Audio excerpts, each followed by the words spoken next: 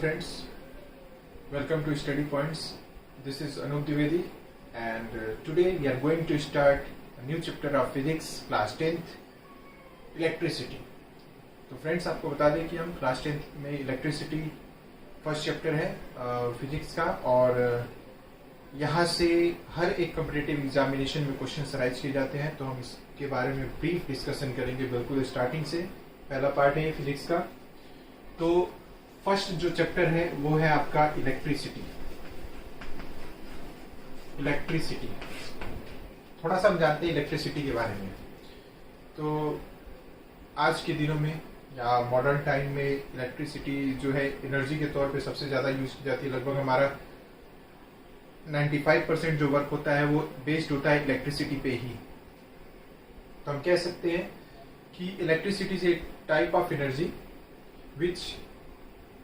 which make ours work more efficient। ठीक है, हम कहीं भी देखें fan, light, cooler, motor, everywhere there is use of electricity. ठीक है, तो electricity is a type of energy और फॉर्म ऑफ एनर्जी भी कह सकते हैं, क्योंकि वेरियस फॉर्म से इलेक्ट्रिसिटी जो जनरेट की जाती है और हम उसका एक एनर्जी के तौर पे यूज करते हैं। इलेक्ट्रिसिटी में जो सबसे पहला पॉइंट आता है वो होता है इलेक्ट्रिक चार्ज। इलेक्ट्रिक चार्ज, इसके बारे में आप लोगों ने कभी सुना होगा किसी क्लास में। इलेक्ट्रिक चार्ज क्लास 12th में जब जाएंगे तो और इसके बारे में और ब्रीफ पढ़ेंगे। तो क्लास 10 के बेसिस पे देख लेते हैं और कंपटीशन में भी चार्ज से क्वेश्चन पूछे जाते हैं, तो हम देखते हैं इलेक्ट्रिक चार्ज क्या होता है। आपने कभी गौर किया है? आप कहते हैं जैसे घड़ी जो है काम कर रही है और काम करना अचानक से बंद कर देती है, तो आप कहते हैं कि सेल जो है वो डिस्चार्ज हो गया है। तो आप कहते हैं डिस्चार्ज, मतलब उसमें से कुछ ऐसी एनर्जी थी जो खत्म हो गई है। डिस जो नेगेटिव वर्ड, अपोजिट वर्ड होता है चार्ज का। ठीक है, तो चार्ज जो था एक एनर्जी के तौर पे ही था जिसके कारण घड़ी वर्क कर रही थी।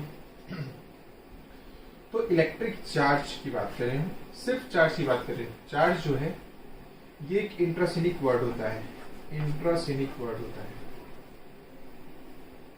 इंटरसेनिक वर्ड होता है। इंटरसेनिक वर्ड देखिए, जिसके सामने इंटरसेनिक वर्ड लग जाता है ना, इंटरसेनिक वर्ड मतलब वो एक अनडिफाइंड टर्म कह सकते हैं। अनडिफाइंड टर्म होता है, मतलब कि इसका एक एग्जैक्ट कोई डेफिनेशन नहीं होता है।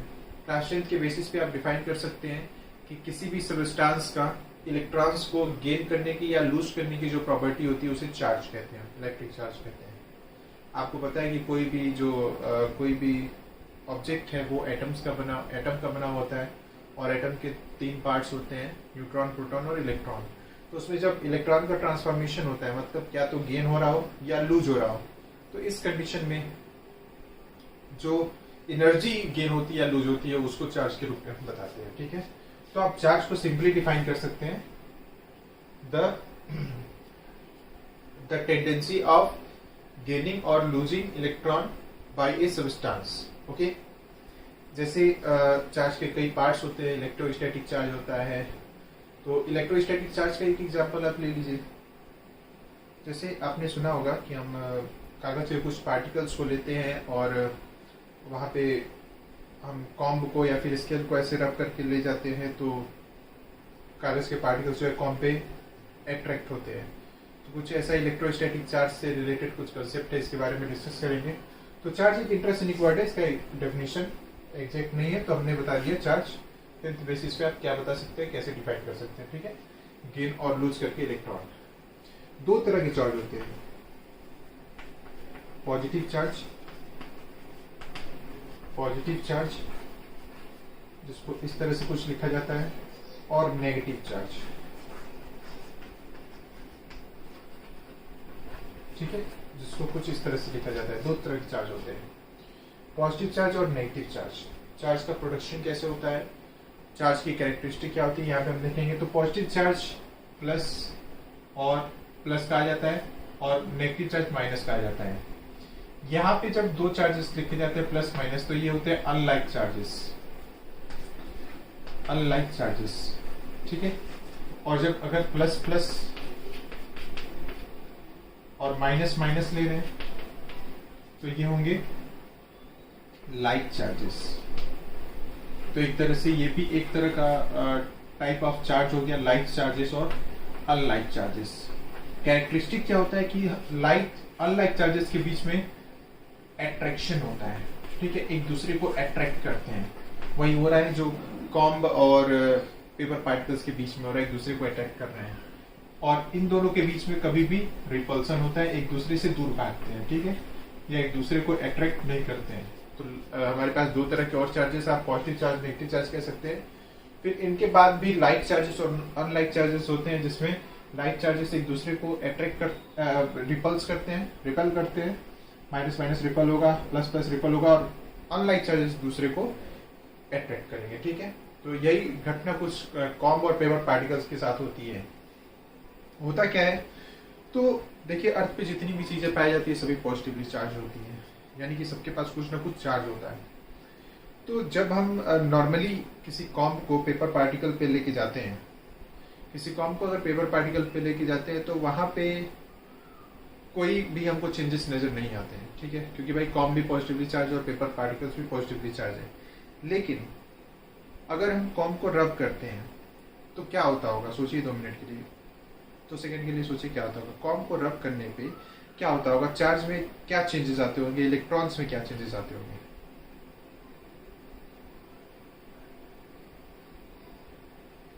बिल्कुल सही सोचा आपने।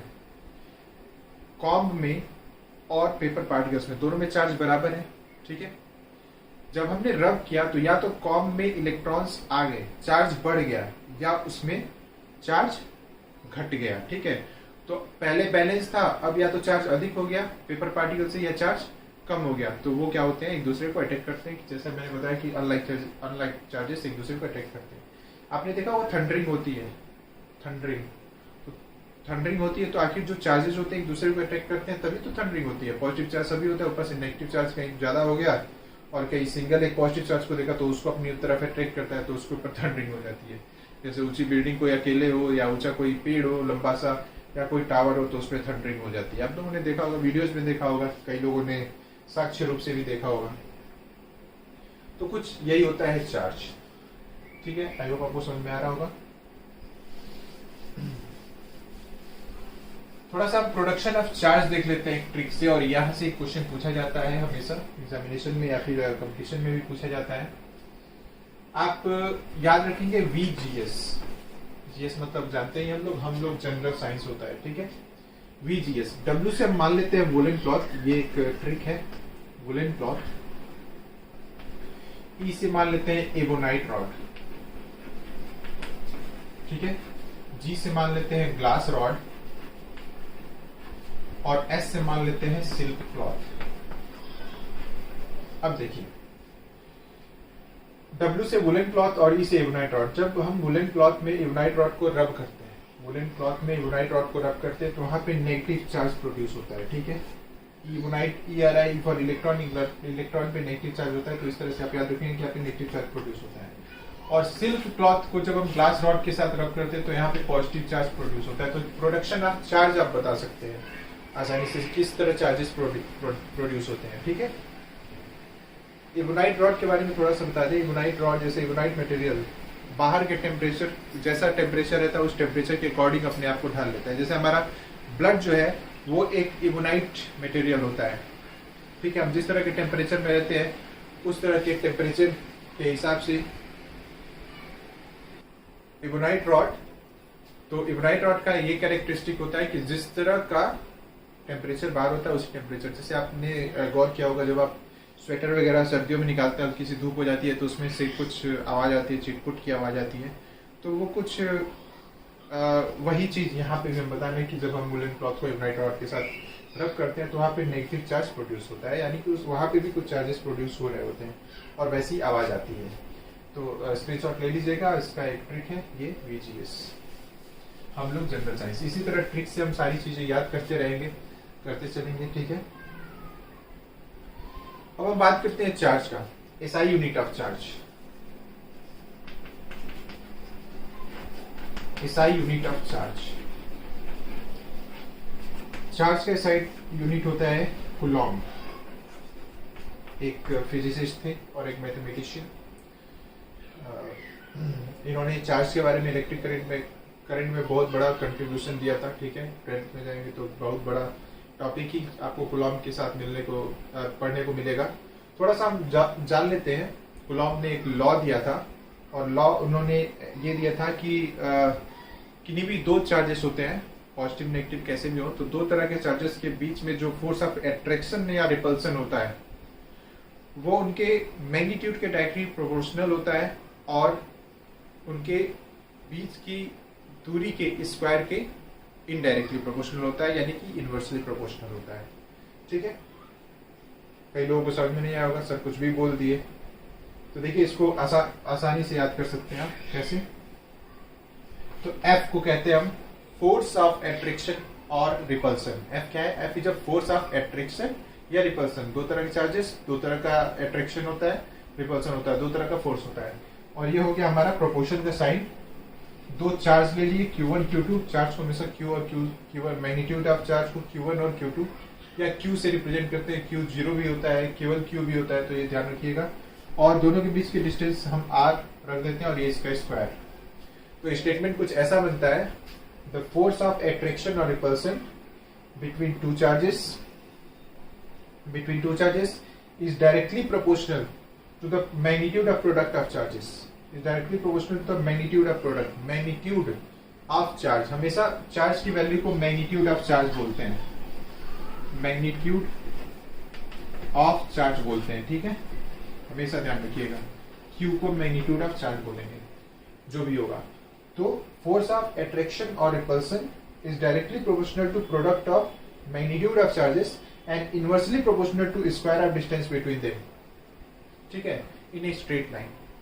अब 9th वाले भाई साहब लोगों को थोड़ा सा जाना पहचाना लग रहा होगा, सर ये तो F directly proportional to M1 M2 से कुछ ऐसा है। तो बिल्कुल हाँ वही है, बस यहाँ पे फोर्स ऑफ एट्रैक्शन होता है, जबकि यहाँ पे फोर्स ऑफ एट्रैक्शन और रिपल्सन दोनों है। तो सिंपल सा, जो हमारा न्यूटन ने ग्रेविटेशनल लॉ दिया था 9th में, वही हमने 10th में कूलॉम लॉ में डाल दिया। बस मास की जगह पे मैग्नीट्यूड ऑफ चार्जेस है, बाकी वही डिस्टेंस है। हाँ, इसमें लास्ट में एक लाइन और मेंशन करते हैं, इन ए स्ट्रेट लाइन हम बोलते हैं। ठीक है, तो फोर्स ऑफ एट्रैक्शन और repulsion between two charges is directly proportional to product of charges and inversely proportional to square of distance between them in a straight line. Straight line कहने का मतलब एक पर्टिकुलर डायरेक्शन में होता है, हमेशा vector होता है। ठीक है, तो आपको कूलॉम्स लॉ समझ में आ गया होगा। कूलॉम्स लॉ अगर कोई आपसे पूछेगा तो आप आसानी से बता सकते हैं। आई होप एक बार और रिवर्स करके आप चाहे तो फॉरवर्ड बैक करके वीडियो देख सकते हैं अगर आपको नहीं समझ में आया हो।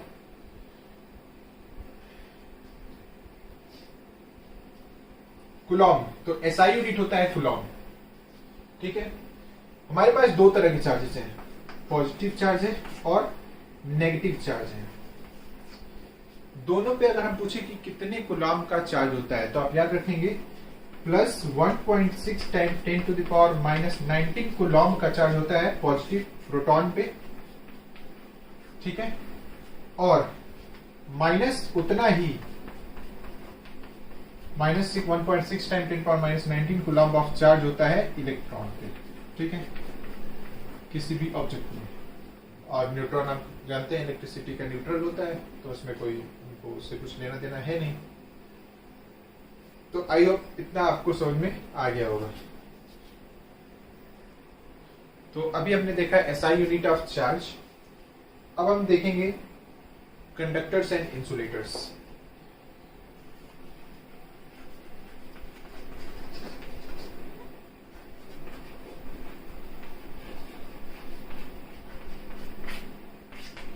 कंडक्टर्स क्या होते हैं? जिसको हम सुचालक बोलते हैं। कंडक्टर्स मतलब होता है सुचालक, और इंसुलेटर्स मतलब होता है कुचालक। थोड़ा सा हिंदी भी आप लोग देखते रहिएगा, उससे भी कंफर्म होता है। ठीक है, तो कंडक्टर्स क्या होते हैं? ऐसे सब्सटेंस जो अपने से होकर के इलेक्ट्रिसिटी को फ्लो होने देते हैं, अपने से होकर के इलेक्ट्रिसिटी को फ्लो होने देते हैं। जैसे अगर मैं कहूं कि ये कंडक्टर है, ये कंडक्टर है, मतलब कि जो चार्ज होगा, चार्ज पार्टिकल्स होंगे, वो इस पॉइंट से लेके इस पॉइंट तक आसानी से मूव कर सकेंगे। So that is called conductor. और इंसुलेटर क्या होगा? तो इस पॉइंट से और इस पॉइंट तक जो चार्ज पार्टिकल्स होंगे वो मूव नहीं कर सकेंगे, वो बीच में कहीं पे कोलैप्स हो जाएंगे, इसलिए उसे हम इंसुलेटर बोलते हैं। तो what is conductor? Conductor which allow to pass electricity through them. Or conductor is a substance from which a charge can pass from one point to its end point. Insulator क्या होता है? तो insulator just opposite इसका negative होता है. It is an insulator. It does not allow to pass electricity through it, or charge cannot pass from one point to end point in it.